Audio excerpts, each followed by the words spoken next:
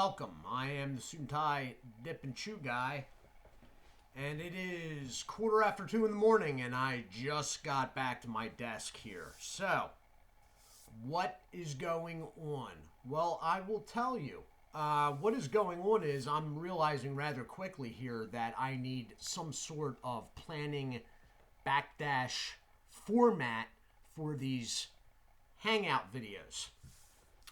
And I will tell you why. Because I tried to pre-record this last night and it can't be used. Because like now, I got back here at like 1:30 in the morning, I think it was last night. And I just went on this ramble. And the next thing I know, 26 minutes had passed. And I was like, wow, I can't upload this. I don't even know what I've been talking about. So yeah, I'm going to have to work on some sort of format for this because although it is supposed to be sort of laid back, leisurely, last night was a little bit too laid back and a little bit too leisurely. So besides that, I do have a review over at the Report tonight. That will be a soda pop, a root beer.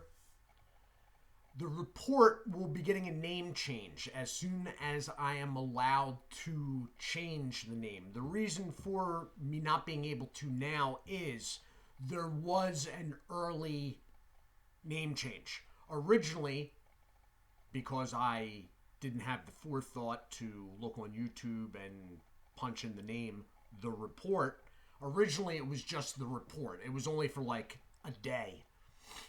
And then I realized there's a lot of channels with that, at least as the beginning of their name.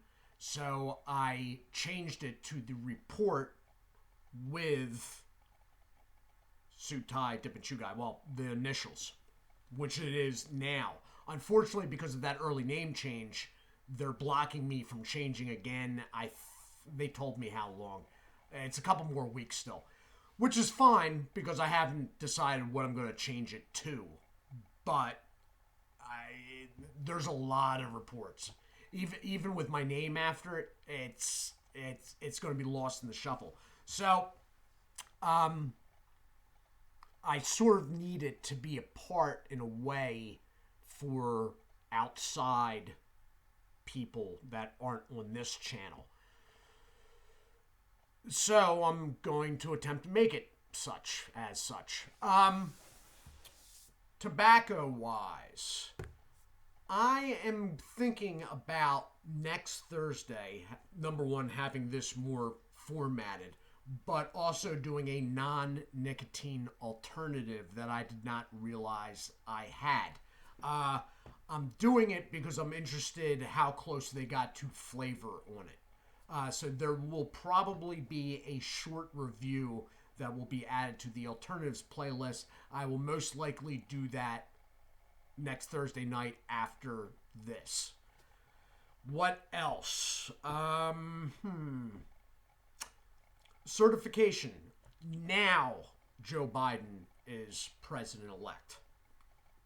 As of this morning, maybe? What day is this? Yeah, well, today's the 8th now, technically. As of the 7th, morning of early afternoon. Feelings on that. I think it's bad for everybody. Democrats, Republicans. I'm an independent. I supported President Trump. I think it's bad for everyone involved. Basically, what has happened is telling me that we have no control over the government. None.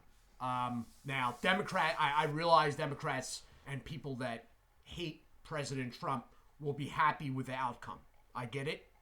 That said, from a Democrat standpoint, it's not really good either. It's not good. Number one, you're well aware of your party being oriented to tax and spend. And There's reasons to be, I mean, a person that is very into the idea of social programs would be okay with that. That said, what has happened now with the Senate going 50-50 even, with Kamala Harris as the tiebreaker, you don't have any checks on your own party within the branches of government. So, like, there's nothing stopping them. That in itself, a Democrat will be like, well, that's negotiable. That may not happen. Normally, I would say yes. Maybe you had a leg to stand on there. But what has happened with this past election, and probably the worst thing for a Democrat, your party, by throwing, and it was thrown. It was thrown. I'm not talking about bad ballots here and bad ballots there, and Detroit. Detroit's always bad. Okay, so's Philadelphia. Trust me, I live near it. We got more city council members and congressmen in prison, federal prison right now for election fraud than, I think there's like 3 in prison right now. I'm not talking about that. I'm talking about all the changes that were made to election laws. Technically speaking, in most states, in fact, all states that I know of, the state legislatures have to be the ones that change election laws. All these election laws that were changed in battleground states, they bypassed the legislatures. They brought third-party lawsuits to the state court, Supreme Courts, which are usually elected bodies and are, because of that, partisan. That's how they got the election laws. So technically, those election laws, from a constitutional standpoint, were illegal. And then you ran an election under those illegal laws and voted under illegal voting laws. So technically, from that standpoint, yeah, the election was thrown. There's not, you can't really argue it because they didn't really hide it. Because of COVID, we had to change the laws. Because God knows, with all the mom and pop shops closed, you can all pile into your local Walmart. But standing in line to vote, much too dangerous. So I've also recently been looking at a lot of data. Now, I've been going from data scientists from abroad, overseas, because best chance of nonpartisan in American politics is to go outside of America, and there are plenty of well-qualified data scientists elsewhere in the world. And the charts that they are showing, that I have seen, there's stuff going on in the charts that could not naturally happen. There are irregularities that, for example,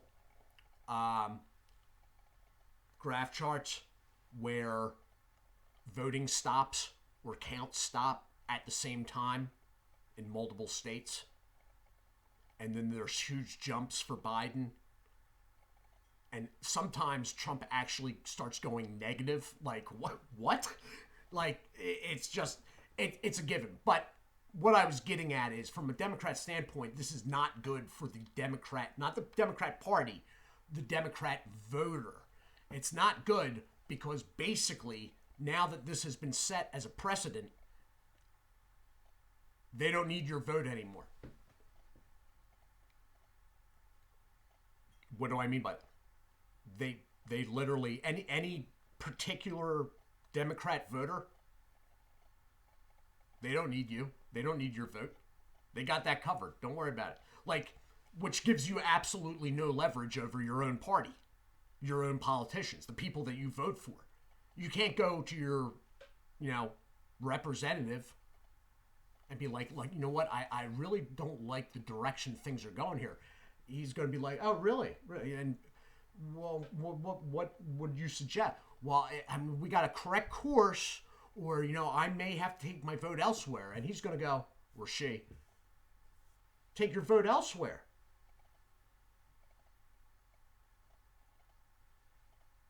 Okay. Because they have you covered. And worse than that, at these levels, it's not just individual Democrat voters. You can blocks of voters. In certain states, a certain block gets upset with something they're doing.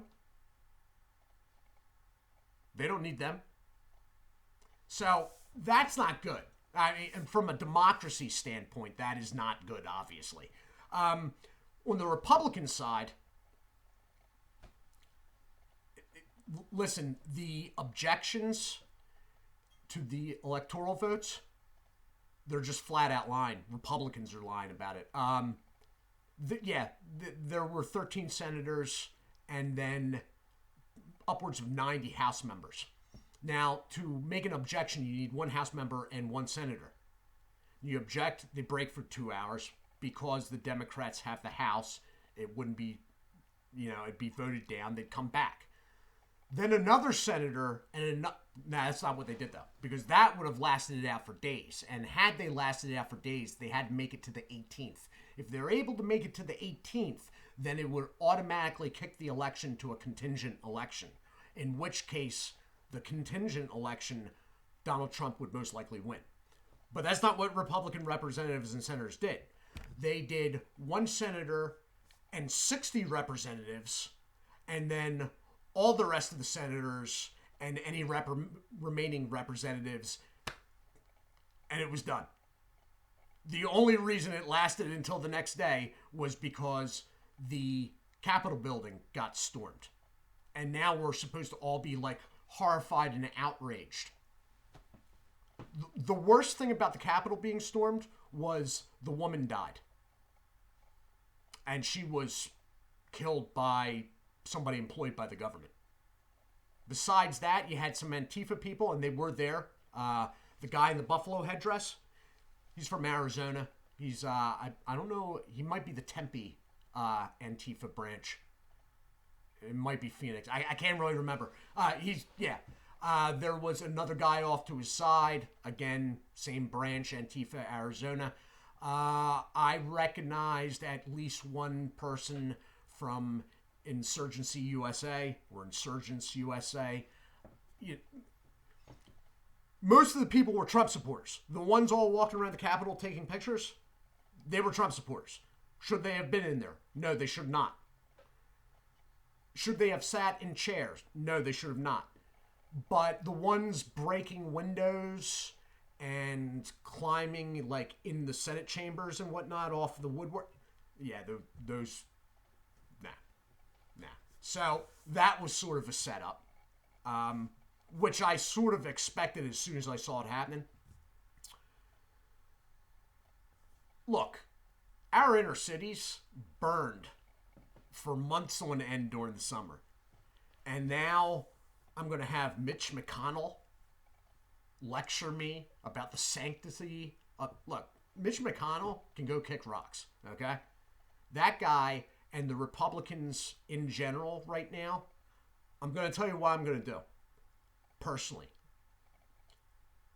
Midterms, 2022, I'm not voting. I'm not voting for anybody. I'll revisit it closer to the time, but the government has gotten away from us. I mean, we sort of had that idea already, but this is now in your face. We're not beholden to you. That's not how this government's supposed to work, no matter what party.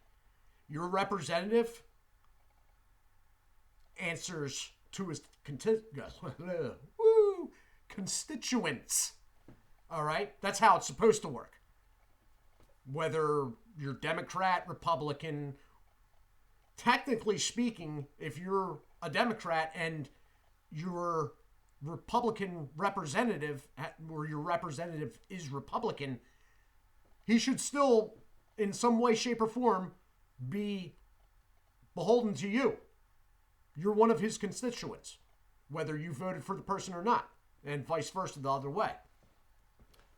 What we got now is Democrats doing the party line, cheerleading line, somewhat expected. But now you see Republicans, and this I find much more disturbing, throwing in. We need to move on. We need to move on and investigate the people and arrest the people that broke into the Capitol building. Wow, Mitch. Would have been nice if you actually investigated the election. I mean, if Joe Biden won by that much, I mean, that's a comfortable lead. If he did, then what was the harm of doing an audit? He won by like 7 million votes. The audit's going to turn up some bad ballots here, bad ballots there, da-da-da-da-da. But it's most likely not going to be 7 million, right? And you could put it to rest with the 74 million people that voted for Trump, or at least have something to try to hold them down with, keep them calm. So why wouldn't you?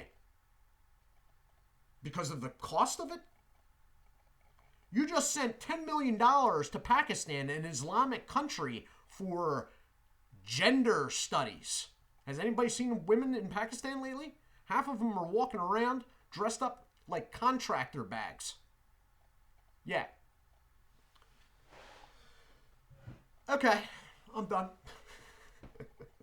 It's just a bad situation all around. I mean, whether you're Democrat, vote Democrat, or you're Republican, whether you like Trump, dislike Trump, it's not even in my mind so much about Trump.